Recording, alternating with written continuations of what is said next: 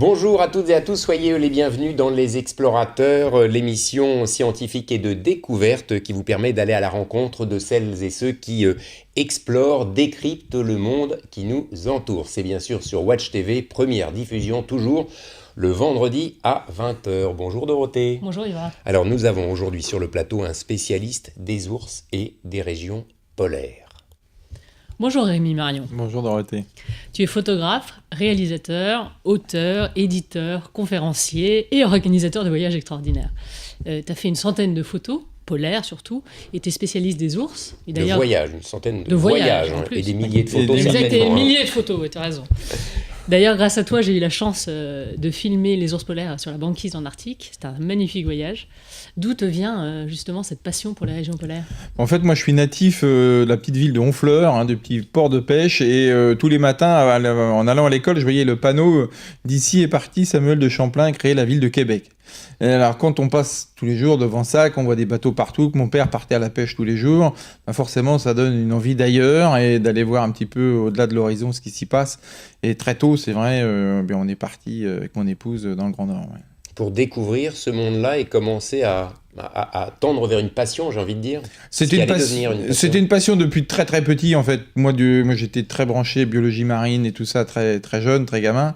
Et puis dès qu'on a eu un petit peu d'argent, parce que les régions polaires c'est quand même un peu loin, eh bien on a pu y aller. Au début en tant qu'observateur naturaliste des oiseaux entre autres. Et puis très vite, je m'intéressais aux phoques du Grand Nord. Et puis comme il n'y avait pas de livre à l'époque qui existait sur le sujet, je me suis dit la seule solution, ça va être de l'écrire. Et puis 25 livres plus tard et 150 voyages, voilà. Alors on va voir quelques images que tu nous as gentiment amenées.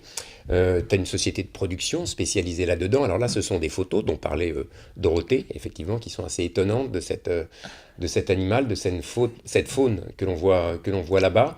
C'est toujours un miracle d'aller là-bas voir ces animaux, cet univers-là. Oui, pour moi, c'est toujours un émerveillement. Entre autres, là, les femelles avec les petits oursons. Moi, j'ai commencé en 95 à aller les photographier, donc il y a déjà un petit peu de temps. À l'époque, c'était pas encore vraiment à la mode et on découvrait vraiment des régions et aussi les guides qui étaient capables de nous emmener sur ces territoires-là, parce que aller chercher une femelle avec ses oursons, c'est chercher une aiguille dans une botte de foin, en fait. C'est complexe, dangereux. Pas dangereux, enfin, si, il fait froid, là, il fait moins 45 ou quelque chose comme ça, mais c'est surtout très compliqué et on peut passer des jours et des jours avant de voir quelque chose, quoi. Et qu'est-ce qui te plaît, justement, chez cet animal ? C'est son élégance. Un ours polaire, c'est d'une élégance incroyable, qui bouge avec une légèreté incroyable. Évidemment, dans des lumières aussi, quand on est photographe et cinéaste, évidemment, la lumière est importante. Et là, on voit un gros nounours avec un blouson. Un gros nounours, ouais. Il faut une petite laine. Moins 45. Et donc, oui, c'est ça, c'est cette élégance de l'animal et puis ces paysages sublimes, quoi. Les paysages, on va voir justement quelques images en même temps qu'on continue de t'écouter. Donc là, des images que tu as filmées, donc, que Benjamin va nous envoyer. C'est quoi ? C'est évidemment merveilleux à voir, à tourner. Au niveau technique, c'est quelque chose de compliqué à mettre en œuvre ? C'est pas très compliqué. Moi, je fais dans le simple, on va dire. Je fais toutes mes prises de vue avec des boîtiers photos, en fait, toute ma prise de vue cinéma, donc qui permettent une grande facilité d'emploi, qui sont très très robustes, qui tiennent très bien au froid. Donc, il faut faire très simple. Quand c'est compliqué, il faut avoir un matériel simple qu'on maîtrise parfaitement. Et après, on peut se concentrer sur autre chose. Quand on filme les images que l'on voit là, il fait moins 48 degrés. On n'est plus que deux, c'est-à-dire ma femme et moi à filmer parce que les autres sont mis à l'abri. Mais c'est là qu'on est un peu un explorateur d'une certaine façon quand même. On doit s'intégrer dans l'univers dans ce monde-là. Tout à fait. Et puis il faut avoir anticipé aussi surtout. Il y a aussi avoir le matériel pour se couvrir, pour pouvoir protéger le matériel et tout ça. Oui, il faut avoir anticipé vraiment les questions, quoi. Et moi, ce qui m'avait marqué le plus, en tout cas quand on était allés ensemble en tournage, c'est ce blanc. Et que les ours sont vraiment, en fait, pas du tout blancs sur la neige. Et c'est comme ça qu'on les repère. C'est ça, ouais. Et le silence aussi qui règne dans ces contrées, quoi. Ben oui, c'est vraiment toute cette spécialité qu'on a plus vraiment l'occasion de voir maintenant, quoi. Ouais. C'est-à-dire des régions qui sont vastes, il n'y a pas d'horizon, il y a très peu d'odeurs aussi. Ouais. au bout d'un certain temps, quand on est dans ces régions-là, les odeurs, ça nous surprend. Le bruit, là-bas, il y a du bruit souvent quand il y a du vent et tout ça, mais c'est autre chose évidemment que chez nous. Donc tout ça, c'est très très dépaysant évidemment, et dans un univers qui est en mouvement aussi, comme on voit sur les images. La banquise se disloque, elle bouge avec les courants, les marais.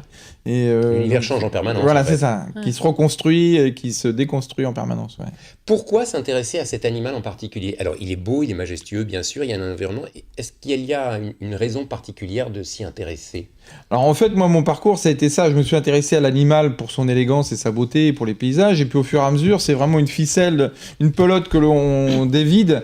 Et eh bien, on s'aperçoit, et en particulier avec nos derniers travaux avec mon collègue Farid Benamou, on s'aperçoit que l'ours polaire est un peu partout, dans la communication, dans la symbolique, mais aussi dans la géopolitique, dans les relations internationales. Et on voit que c'est un animal que l'on retrouve vraiment de façon... permanente, quoi, et on le voit vraiment encore tout de suite là avec les relations Canada, Amérique, Russie. Alors tu as écrit un livre d'ailleurs. Pour prolonger, et en même temps on va voir les images qui est derrière toi.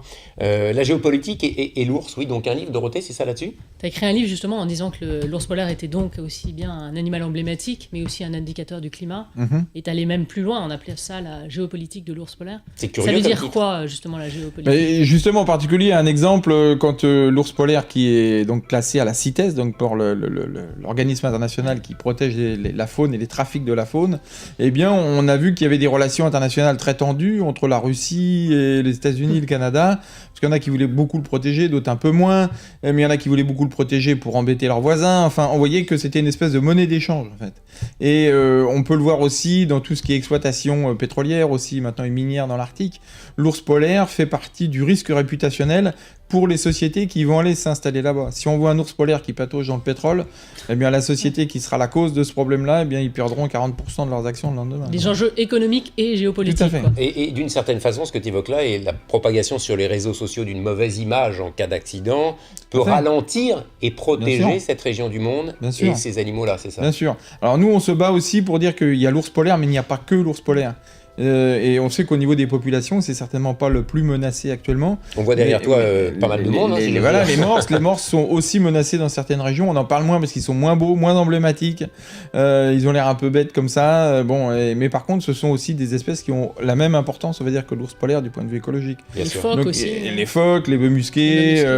Et donc, il faut que l'ours polaire soit une clé. Et c'est ce que, quand moi je fais des conférences, je dis aux gens, si je faisais une conférence sur le pH dans les régions arctiques, vous seriez 4 dans la salle. Si c'est l'ours polaire, vous êtes 400. Quoi. C'est un vecteur d'une certaine façon, c'est un emblème. Exactement. Et puis ça permet de drainer justement des gens vers ces problématiques.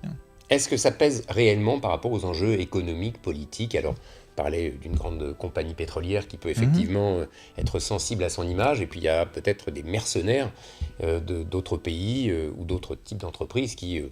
n'aurait pas tellement d'état d'âme. Oui, alors c'est aussi la problématique, c'est que pendant un certain temps, les licences avaient été vendues à des grands pays occidentaux qui pouvaient, on va dire, être sensibles à tout ça. Si après c'est vendu à des compagnies un peu plus, on va dire, tendancieuses vis-à-vis de leurs relations avec la nature, ça risque de peser moins lourd, quoi. Donc ça, il faut aussi faire très attention dans la lutte écologique, on va dire, c'est-à-dire de ne pas forcément pousser le bouchon trop loin. Et donc il faut être tout à fait... c'est pour ça que tu as créé justement une association qui s'appelle Pôle Action. Tout à fait. Et l'idée de Pôle Action, c'est une association qui doit être une courroie de transmission pour avoir une information objective, et ce qui manque aussi beaucoup sur ces régions-là. Soit le parti écologique va pousser un peu trop, forcer le trait parce qu'ils ont besoin d'adhérents et ainsi de suite, puis il y a des gens qui vont aussi minimiser, et donc il faut donner une information objective, ce qui est pour moi, en général, celle des scientifiques, et du plus grand nombre de scientifiques possible. On va commenter ensemble une image qui va passer derrière toi. Je crois que c'est un ours qui pêche, pardon. Oui, que je trouvais assez jolie. Alors c'est une vidéo, Benjamin. Donc là, ce sont les photos, c'est absolument merveilleux, cela dit, ces familles d'ours. Alors, cette vidéo, et là, vous êtes les premiers, je pense, à la diffuser sur Watch TV. Parce que on est que deux à avoir filmé ce genre de choses, c'est-à-dire la BBC et puis moi. Donc, c'est très, très difficile à observer. Il faut une très grosse logistique. Là, j'étais avec un groupe d'amis au nord du Labrador. et on a eu la chance de voir des ours polaires qui pêchent à la façon des grizzlies, en fait. Hein. Et il n'y a qu'un endroit avec une très courte période, et il n'y a pas une maison à moins de 500 km. Merci à toi de nous prêter aimablement cette belle image. C'est rare, donc on l'a compris.